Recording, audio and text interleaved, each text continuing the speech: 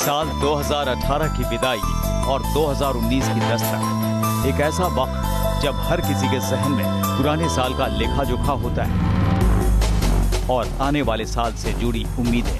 तो चलिए एक बार फिर रिवाइंड करते हैं साल 2018 की शोरीय। बीतने वाला साल खट्टे मीठे अनुभवों से भरा रहा। आपके खिलाफ इतना सा भी गुस्सा, इतना सा भी क्रोध, इतनी सी भी नफरत नहीं है। देश में इस दौरान ऐसे कई राजनीतिक घटनाक्रम हुए जिन्होंने हमें खास तौर से चौंकाया। भावना ने इस देश को बनाया है। संसद की ये तस्वीर भारतीय सियासत का कोडेक मोमेंट बना तो कांग्रेस अध्यक्ष की मस्ती उन्हें आलोचना के घेरे में ले आई। No, this is not necessary. No. Nirmala ji.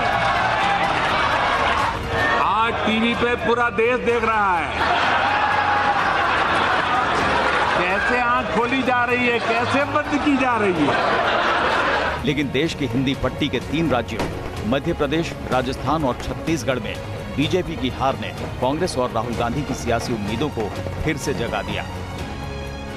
हालांकि साल 2018 में हिंदुस्तान ने कई बड़े बदलाव देखे और कई नई चीजों की शुरुआत का गवाह भी बना।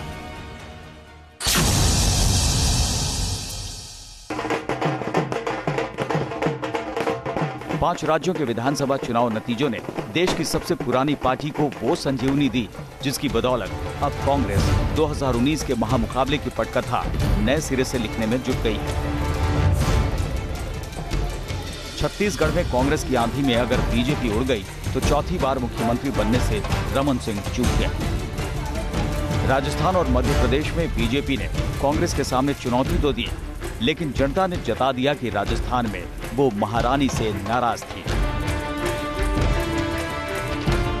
नतीजा ये हुआ कि राजस्थान में इतिहास ने खुद को दोहराया और वहां कांग्रेस ने 5 साल बाद वापसी की। मध्य प्रदेश के रण में भी तमाम सस्पेंस और सियासी गणित बीजेपी के खिलाफ गए। अरसे बाद कांग्रेस ने प्रदेश में स्वराज का राज खत्म कर दिया।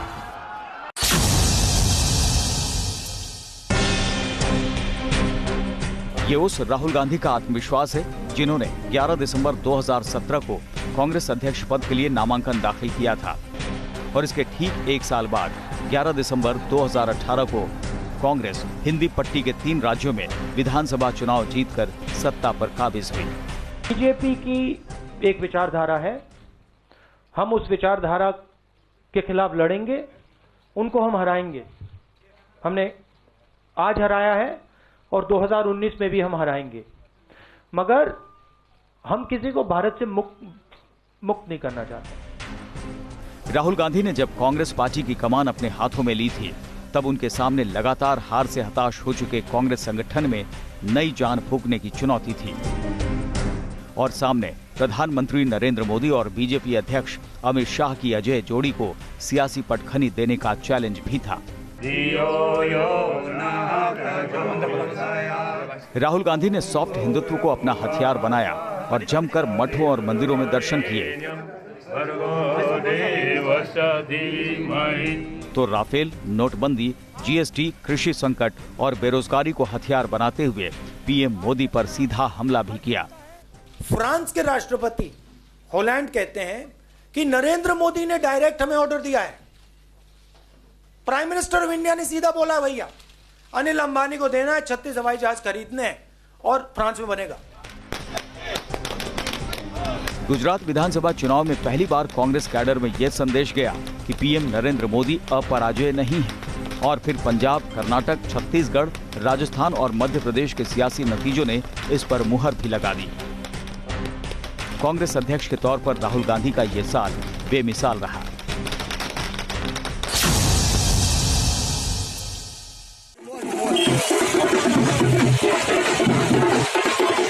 गुजरात के बाद बड़े राज्यों में कर्नाटक के चुनाव हुए, जहां जनता ने खंडित जनादेश दिया और बीजेपी सबसे बड़ा दल बनकर उभरी।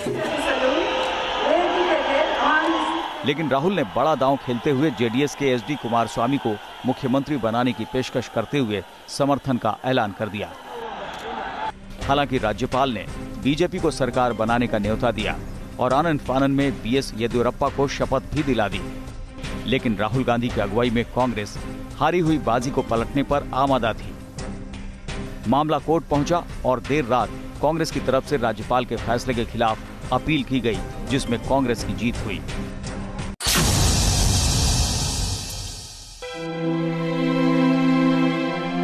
तमाम सियासी उठापटक के बीच ही साल 2018 में भारतीय राजनीति के अजात शत्रु कहे जाने वाले पूर्व प्रधानमंत्री अटल बिहारी वाजपेयी नहीं रहे।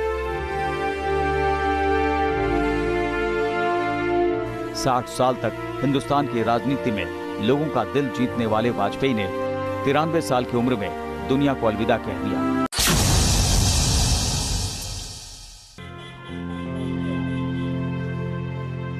वर्ष 2018 में हमारे देश ने कई अमूल्य रत्न खोए। पूर्व लोकसभा अध्यक्ष सोमनाथ चटर्जी का निधन साल 2018 में अगस्त महीने में हुआ। तमिलनाडु के पूर्व मुख्यमंत्री एम करुणानिधि का 94 वर्ष की उम्र में इस साल अगस्त महीने में निधन हो गया। वहीं कांग्रेस नेता नारायण दत्त तिवारी भी 93 साल की उम्र में दुनिया को अलविदा कह गए। इसी साल देश और बीजेपी को बड़ा झटका तब लगा जब अनंत कुमार का निधन हो गया। अनंत कुमार मोदी सरकार में केंद्रीय मंत्री थे। उनकी गिनती कर्नाटक में बीजेपी के कद्दावर नेताओं में होती थी।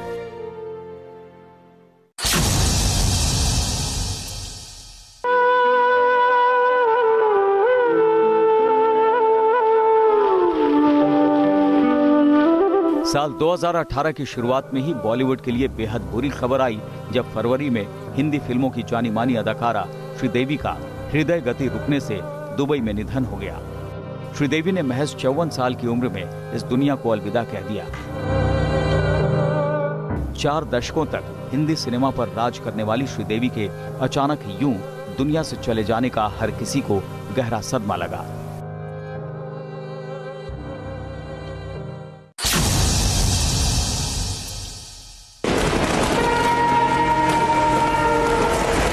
ये तस्वीरें उस रेल हादसे की जिसने पलक झपकते करीब 60 लोगों को काल के मुंह में धकेल दिया। साल 2018 में हुए रेल हादसों में अमृतसर के जोड़ा फाटक पर हुआ रेल हादसा सबसे ज्यादा दर्दनाक था।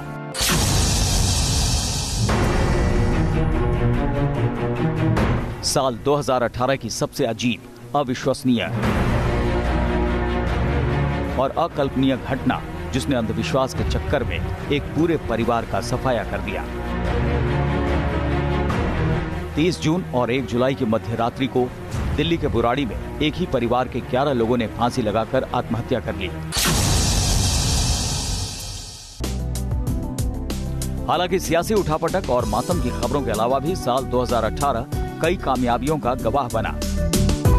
साल 2018 इसरो की तमाम कामयाबियों के लिए याद किया जाएगा। साल 2018 में इसरो ने 12 बड़ी कामयाबियां हासिल की।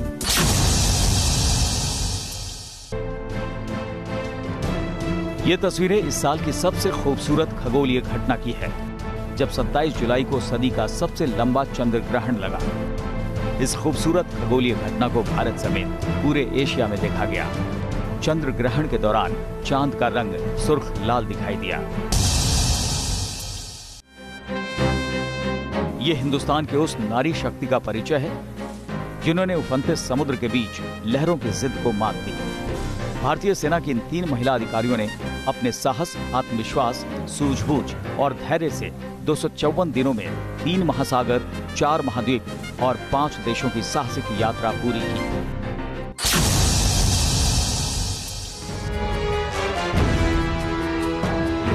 गुजरात में नर्मदा नदी के साधु बेट टापू पर बनी ये दुनिया की सबसे ऊंची प्रतिमा है।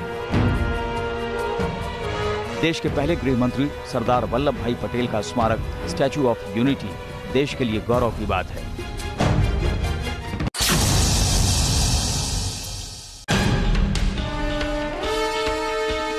साल 2018 सिर्फ कामयाबी का साल ही नहीं बल्कि विवादों से भी भरा रहा।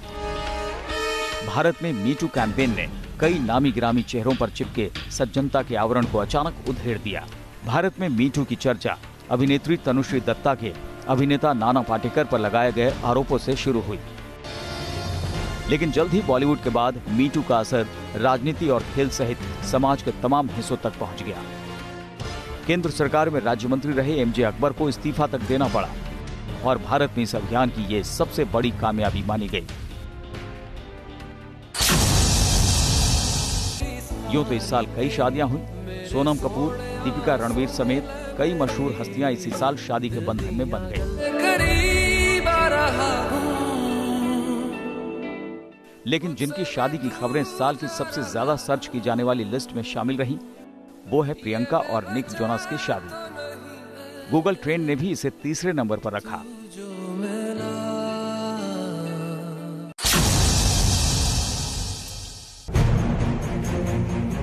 बारह जनवरी 2018 है। आजाद हिंदुस्तान में यह पहली बार हुआ जब राजधानी दिल्ली में तुगलक रोड पर बंगला नंबर 4 में सुप्रीम कोर्ट के 4 जज जे चलेश्वर, रंजन गोगोई, मदन बी लोकुर और कुरियन जोसेफ जनता के बीच आए। लेकिन जजों ने यह चिंता भी जाहिर की कि देश में अगर न्यायपालिका निष्पक्ष नहीं रहेगी तो लोकतंत्र जीवित नहीं रहेगा। प्रेस कॉन्फ्रेंस के दौरान जजों ने सुप्रीम कोर्ट की कार्यप्रणाली को लेकर भी सवाल उठाए।